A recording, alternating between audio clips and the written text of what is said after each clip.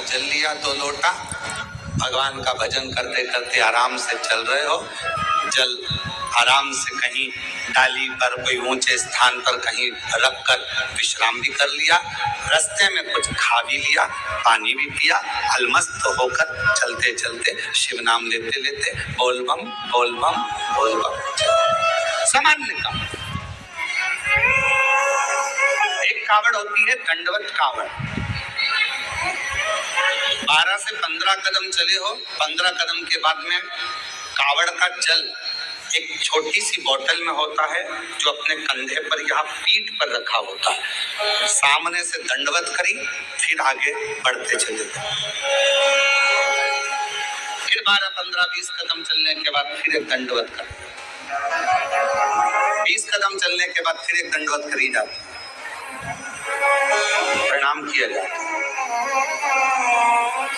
दंडवत का एक होती है डाक कावड़। डाक कावड़ का मतलब क्या होता है? 24 घंटा जैसे हमारे यहाँ रामचरितमानस के लिए वर्णन किया जाता है अखंड रामायण में। अखंड रामायण जानते हो ना सब लोग? अखंड रामायण का मतलब होता है दोपहर में 12 बजे चालू हुई है तो दोपहर में 12 बजे के पहले उसका विराम, 12 बजे तक उसका विराम होना चाहिए, 24 घंटे के अंदर वो विराम। डाक कावड़ का मतलब यही होता है।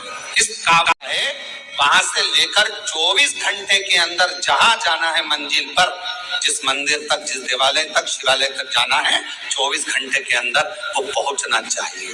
चाहे तुम दौड़कर जाओ, भागकर जाओ, लेकर जाओ, पर 24 घंटे के अंदर वो पहुंचता है। और एक होती है खड़ी कावड़। खड़ी कावड़ किसको कहते हैं? खड़ी कावड़ में तुमने जल लिया गंगा जी का, आपने जल लिया मां सीवन का, आपने जल लिया मां सरयू जी का, मंदाकिनी का, यमुना जी का, क्षिप्रा जी का, नर्मदा जी का। खड़ी कावड़ में कहीं रुकना नहीं है, चलते जाना है।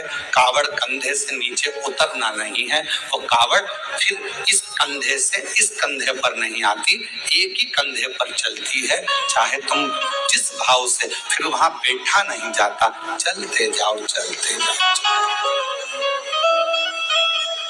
चल। फिर एक कावड़ आती है भगवान की अलख कावड़। अलख कावड़ किसको कहते हैं?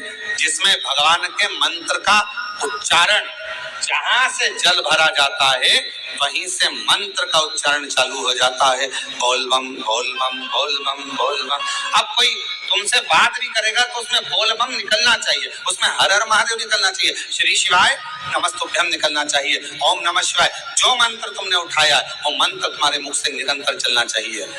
तो कई माताएं उसको बोलती हैं, आगे बोलो बोल बम, पीछे वाले बोल बम, खाने वाले, पीने वाले, चलने वाले, आने वाले, सोने वाले, आते बोले, जाते बोले। तो ये इसमें मंत्र का उच्चारण जहां से कावड़ उठती है, अलख कावड़ में केवल अलख जगाई जाती है। चल लिया, चलते गए, भोजन करने भी बैठे हो, कोई से बात भी करोगे तो बोल बम उसमें निकलते रहना चाहिए, निरंतर जप चलना चाहिए, निरंतर।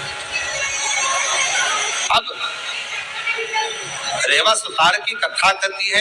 एक रेवा सुतार लोगों के घरों में काम करता, कभी कुर्सी बनाता, कभी कुछ बनाता, कभी कुछ बनाता, कभी चौकी, कभी चौरंग, कभी पलंग, कभी खटिया, कभी कुछ बनाता रहता। परिस्थिति का ठीक नहीं था, उसके पास में इतना धन नहीं था, इतना वैभव नहीं था उसके पास, इतना।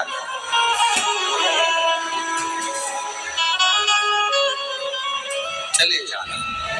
एक दिन निकल गया, 2 दिन निकल गया, 4 दिन निकल गए, घर में अन्न का दाना नहीं पहुंचा रेवा सुतार के। रेवा सुतार के यहाँ जब अन्न का दाना नहीं पहुंचा, बहुत दुखी था। जैसे ही रेवा सुतार घर में पहुंचा, पहुंचते से ही धर्मपत्नी बाहर निकल कर आई, पूछा, स्वामी आपके पास में कोई भोजन की व्यवस्था हुई क्या? पति रेवा सुतार ने कहा, कि मैंने बहुत प्रयास करा पर मुझे काम नहीं मिला। पत्नी कहती है 3 दिन निकल गए, आज चौथा दिन है, चौथे दिन में भी बच्चों को कुछ मिला नहीं, कुछ नहीं। आज चतुर्थ दिवस है, चौथा दिन है और बच्चों को भोजन में कुछ मिला नहीं है। रेवा सुतार की आंख से जल बह रहा था, आंखों से जल।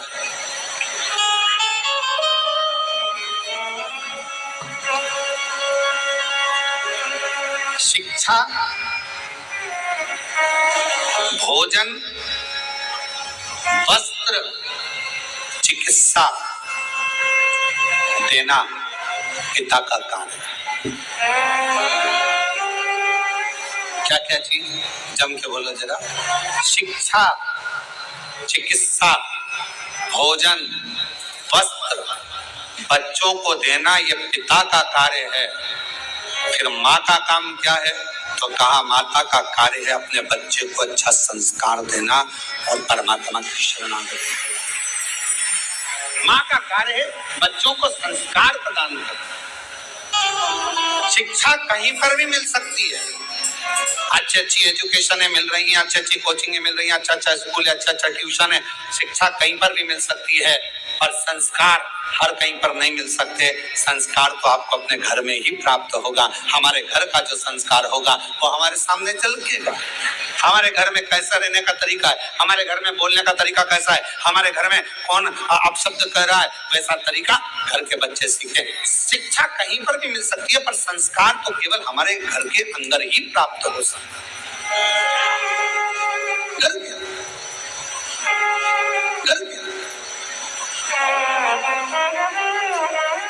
अब रेवा सुतार की पत्नी ने कहा कि बच्चे 3 दिन के भूखे हैं तो भोजन नहीं मिल पा रहा है, आप कृपा करिए। इतने में तुरंत धर्मपत्नी ने जैसे ही सुना, पत्नी ने कहा, पति की आंख से आंसू बहने लगे, मेरे बच्चे भूखे हैं, मैं वापस जाता हूँ। रेवा सुतार फिर निकल गया और जैसे ही रेवा सुतार जा रहा था, जाते जाते रेवा सुतार पहुंचते पहुंचते कहीं से आवाज लग जाए, कहीं से कोई बोल दे हमारे घर का ये काम है, सुतार तुम कर दोगे, थोड़ा सा हम तुम्हें भाग दे देंगे। भैया रेवा सुतार, तुम्हारे को हमने दक्षिणा में, तुमने हमारा डंडा ठीक करा था, उसका शुल्क नहीं दे पाए थे, इसलिए हम ये 2 लोटे 1 डंडा कावड़ का तुम्हें दिए जाते हैं, अब तुम इसको रखना, यही हमारा तुम्हारा शुल्क है। जैसे ही 2 लोटा 1 डंडा कावड़ का रेवा सुतार के पास में आया, रेवा सुतार ने सोचा चलो पैसा नहीं आया तो कोई बात नहीं, अगले साल यही डंडा यही लोटा लेकर चले जाएंगे, नहीं आया तो कोई बात। रख दिया कावड़ का लोटा और डंडा। पत्नी से कहा मैं जाता हूँ, दूसरा दिन था। अलग लगाई, किसी के यहाँ काम हो तो बताओ, बढ़ई का काम कराना हो, सुतारी का काम कराना हो, लकड़ी का काम कराना हो तो बताओ, कोई नहीं। इतने में पत्नी ने विचार करा, बच्चों को 5 दिन से खाना नहीं मिला, कोई भोजन व्यवस्था नहीं होती है, कुछ नहीं है, तो एक काम करती हूँ, ये दोनों लोटा जल का है, इन लोटे के जल को निकाल कर इसको अच्छा साफ कर इन्हीं लोटों को बेच देती हूँ और थोड़ा सा अन्न भाग ले आ। पत्नी ने जैसे ही लोटे के अंदर हाथ डालकर लोटे को राख से मांजने का प्रयास करा, राख लगते से ही लोटे के अंदर से खन्न आवाज आई। जो खन्न आवाज आई, पत्नी ने सोचा ना जाने इसमें क्या भरा है। जो पत्नी ने उल्टा करा, उसमें से एक सोने की गिन्नी सिक्का निकल कर सामने, एक सिक्का। पत्नी ने सिक्का देखा, दौड़ती पल्लू में बांध कर रेवा सुतार के पास गई। तुम जो लोटा लेकर आए थे, ना जाने किसने क्या दे दिया था, उसमें सोने का सिक्का है, चलकर देखो। पति ने जाकर जो देखा सोने का सिक्का, ना जाने बेचारा किसका रह गया, जाकर देता हूँ। सिक्का लेकर दौड़ पड़े। दूसरा दिन फिर आया, पत्नी ने फिर लोटे को मांजने का प्रयास करा, सोने का सिक्का फिर गिर जाता। फिर पत्नी उस सिक्के को लेकर जाती, पति उस सोने के सिक्के को ढूंढता उस कावड़िया को देने के लिए, और उसको क्या मालूम कि वो कावड़िया नहीं था, मेरा महादेव स्वयं कावड़िया बनकर आया था। तो चले गया। तो दुनिया के लोगों को ये ना लगे कि कावड़िया जाते हैं हम सेवा करते हैं, कावड़िया जाते हैं हम पानी पिलाते हैं, कावड़िया जाते हैं हम खाना खिलाते हैं, कावड़िया जाते हैं हम उनकी सेवा संभाल करते हैं। ना, शिव महापुराण की कथा कहती है, जो शंकर का नाम लेकर बोल बम बोलकर जो जल भरकर चलता है वो अकेला नहीं रहता, उसकी सेवा करने के लिए मेरा महादेव खुद चलता है, खुद चलता है। अरे वाह, सुतार धनपति वैभवपति सत्तापति करोड़पति बन गया, कावड़ लेकर शिव के मंदिर जाता रहा, हर वर्ष जाता रहा, हर वर्ष। मेरी जीजियों, मेरे जीजाओं, बेटियों बेटाओं, मेरी माताओं, मेरे भाई, कुबेरेश्वर बाबा की कावड़ भरना तो बाबा से ये मत कहना कि एक बार भरने आई हूं। बाबा इतना भंडार भरना, हर साल सावन के महीने में कुबेरेश्वर धाम आऊं और कावड़ भरूं, हर साल आऊं, हर वर्ष तेरे दरवाजे पर, ऐसी कृपा।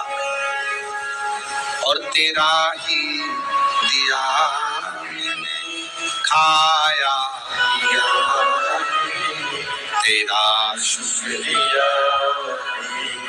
तेरा शुक्रिया, मुझे भोले बाबा ने बहुत दे दिया, तेरा शुक्रिया, तेरा।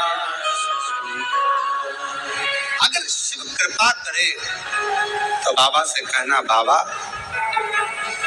तू सेठ बनकर रहना और मैं तेरा चाकर बनकर, मैं मेरे भोले तेरी नौकरी सबसे बढ़िया, लिफाफा तैयार। वो लिफाफा नहीं, 2 दिन पहले साड़ी माड़ी खरीद के, ये मेरी कल्लो जीजी के लिए, ये मेरी पप्पी जीजी के लिए, मेरी वो जीजी के लिए, वो मेरी वो जीजी के लिए, सारी तैयारी कर कर राखी बंधवाते समय दुल्हन ने निकाला और दिया। दोनों रिश्ते वो निभाता है। सेठ जी को दुकान पर फुर्सत नहीं और नौकर ने देख लिया 1 बज गई है, दुकान तुम संभालो। उसने अपना टिफिन खोला या अपने गांव गया, रोटी मोटी खाई, आराम किया, फिर 1 घंटे बाद आया, 4 बज गई। सेठ जी चार मतलब चाय आन दो। सेठ जी के अभी खाना खा के आया, सेठ जी चाय।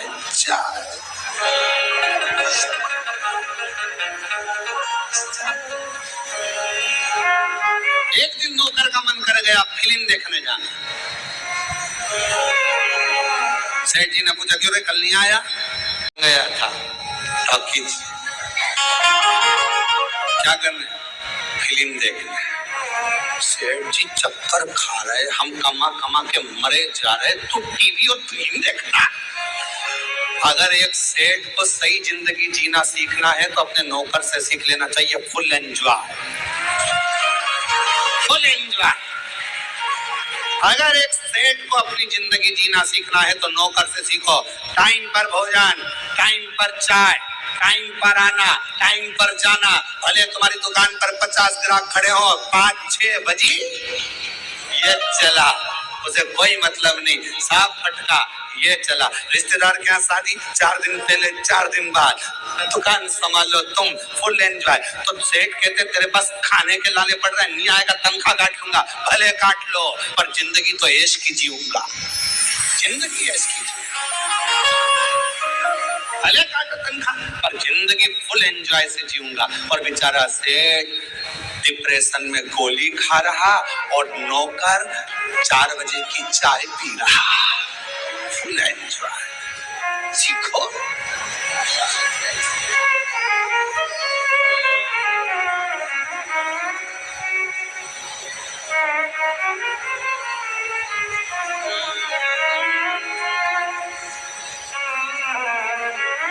Full enjoy. हम अपनी जिंदगी को सही नहीं जी पा रहे। सीखो। इसलिए अपने घर की दरवाजे पर श्री शिवाय दुकान नमस्तुभ्यम लिख दो। ये गाड़ी, ये बंगला, ये सब तेरा है सरकार, हम तो तेरे चाकर हैं। समय समय पर हमको तनख्वाह देते रहना, बाकी का तू संभालते रहना। बस चिंता तेरी।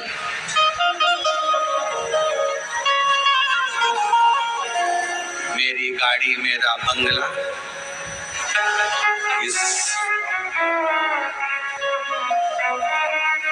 सब कुछ, ये सब कुछ तेरा सरकार, मेरा कुछ नहीं, सब तेरा।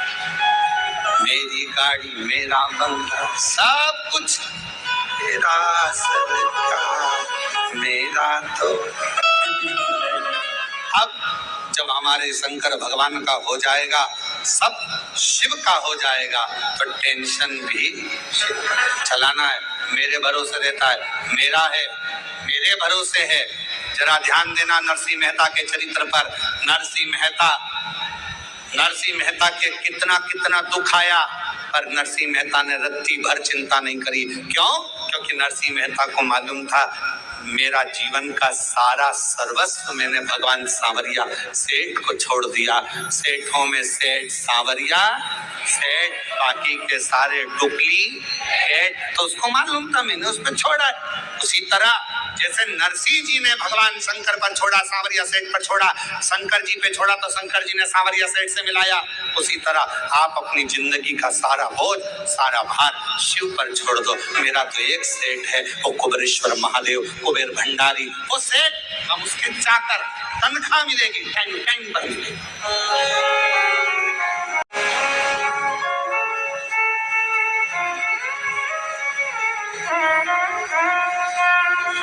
मेरी किस्मत का जब गुल खिला, तब जा कर के ये दर मिला।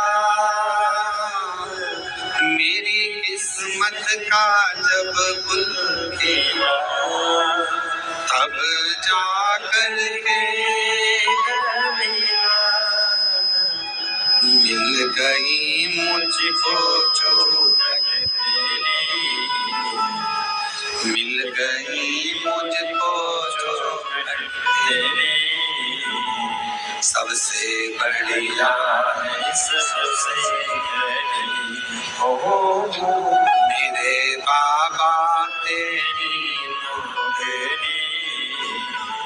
सबसे बढ़िया। बस उसके आश्रित हो जाओ।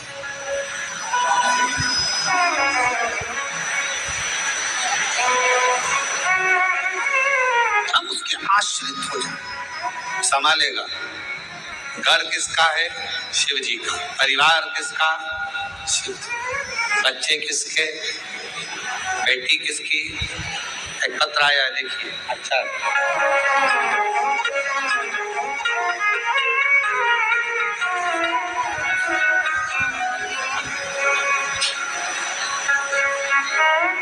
मैं राजेश्वरी राजपूत, पति राज सिंह राजपूत, ग्राम महुना, जिला सागर, मध्य प्रदेश की रहने वाली। कहीं बैठी हो तो हाथ हिला सकती हैं, और अगर आई हो कहीं बाहर बैठी हो तो पीछे वाले रास्ते से आकर एक बेलपत्र ले सकती। मेरा नाम राजेश्वरी राजपूत, पति राज सिंह राजपूत, ग्राम महुना, जिला सागर, मध्य प्रदेश की रहने वाली हूँ। जब हमारे ससुराल वालों ने हमें घर से निकाल दिया था, हमारे पास कुछ भी नहीं था। बच्चों के साथ घर से निकल गए, कुछ हाथ में नहीं था, समझ नहीं आता था क्या करें। पहले विचार करा क्या शरीर छोड़ दें, पर बच्चे साथ में करें क्या। तब किसी ने कहा कि एक सियोर वाला महाराज है, वो एक लोटा जल चढ़ाने का कहता है। हमने भी एक लोटा जल चढ़ाना चालू करा और बाबा से विनय करते, किराए का मकान विनय बाबा से निवेदन, तू जान तेरा काम था, हमारा कोई भी नहीं है। रोज बाबा के मंदिर जाती, शिव जी का पूजन करती। गुरुजी, एक लोटे जल का मैं क्या बखान करूं। बाबा ने ऐसा हाथ पकड़ा कि मेरा घर बाबा ने बनवा दिया और मेरी बेटी की भी शादी मेरे बाबा ने करा दी और बाबा की कृपा से आज सब कुछ शिव जी ने मुझे दे दिया। ये एक पत्र और देखिए, बड़ा सुंदर।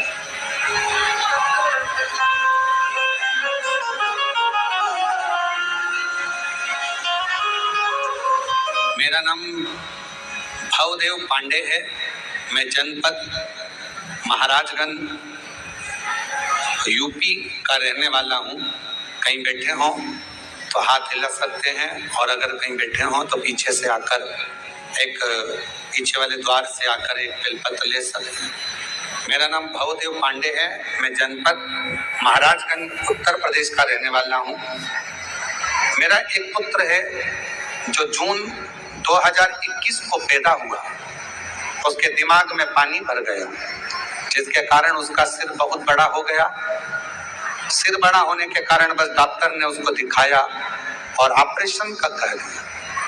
इसके मस्तिष्क में पानी भरा हुआ है, बच्चा ना सुन सकता था ना बोल सकता था, उसकी स्थिति ठीक नहीं थी। डॉक्टरों ने ऑपरेशन का बोल दिया और ऑपरेशन करने के बाद डॉक्टर ये बोलते हैं कि ऑपरेशन तो हम कर देंगे पर इस बच्चे की कोई गारंटी नहीं है।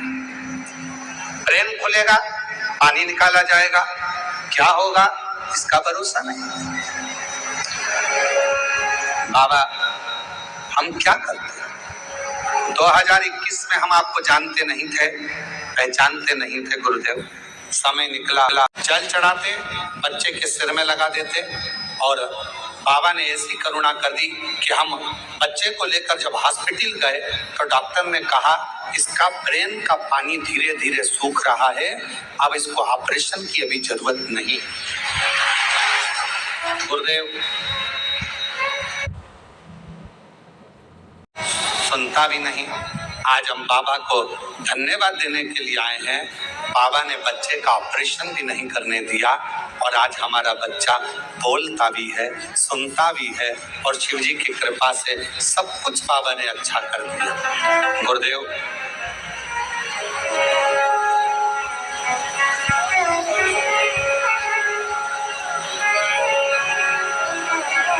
एक लाइन उन्होंने लिखी है प्रसन्नता के भाव में, गुरु गोविंद दऊ खड़े काके लागू पाऊं, और बलिहारी गुरु आपने जो गोविंद दियो बताए। बड़ी कृपा करी गुरुदेव।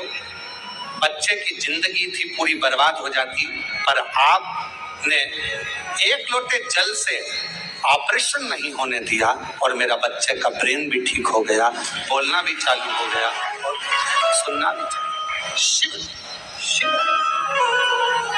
उसको शंकर, उसको ओघड़दानी, उसको त्रिकालदर्शी कहते।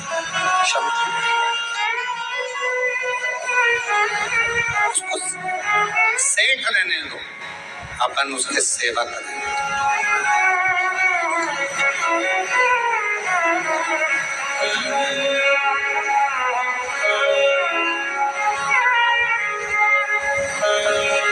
भोले बाबा रूठ न जाना, हे शिव हे शंकर। भगवान शंकर ओघरदानी, त्रिकालदर्शी, कैलाशी, अविनाशी शिव। शिव कथा का आज विराम दिवस है। कांवड़ मेला कुबेरेश्वर धाम का चालू है, जिसमें प्रतिदिन हजारों लाखों शिव भक्त बाबा की कावड़ भर रहे हैं और बड़े सौभाग्यशाली हैं आप सब, जिस व्यासपीठ से निरंतर शिव महापुराण की कथा श्रवण करने के लिए संपूर्ण जनमानस इस कथा का लाभ लेने के लिए कुबेरेश्वर बाबा